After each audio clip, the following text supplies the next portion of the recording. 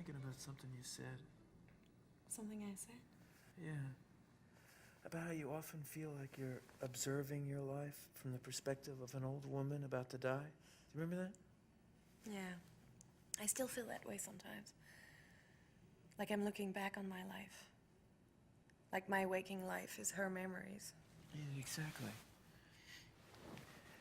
I heard that Tim Leary said as he was dying that he was looking forward to the moment when his body was dead, but his brain was still alive. You know how they say that there's still 6 to 12 minutes of brain activity after everything else is shut down?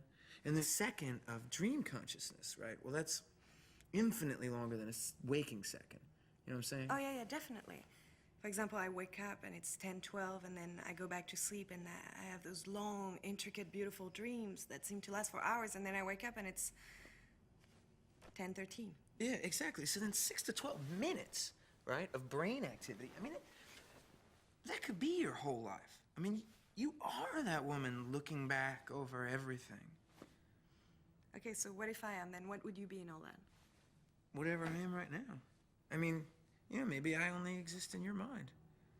Still just as real as anything else. Yeah. I've been thinking also about something you said. What's that?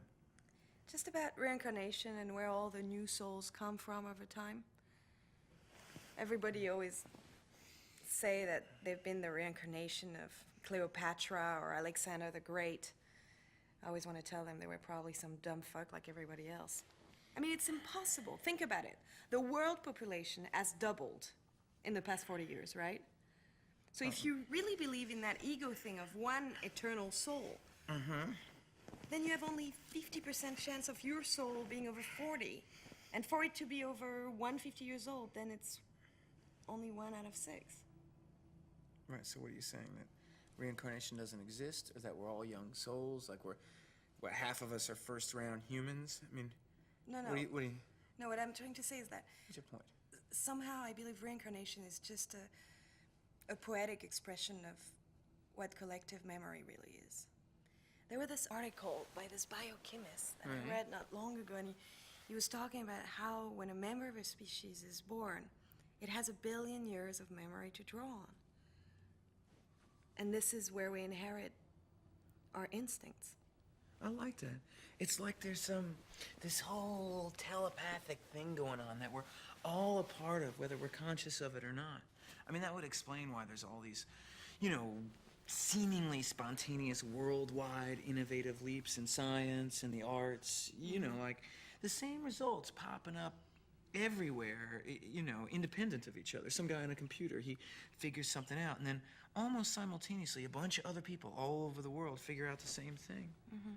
They did this study. They isolated a group of people over time, and they, monitored their abilities at crossword puzzles, right? And in relation to the general population. And then they secretly gave them a day-old crossword, one that had already been answered by thousands of other people, right? And their scores went up dramatically. Like 20%. So it's like once the answers are out there, people can pick up on them. It's like we're all telepathically sharing our experiences.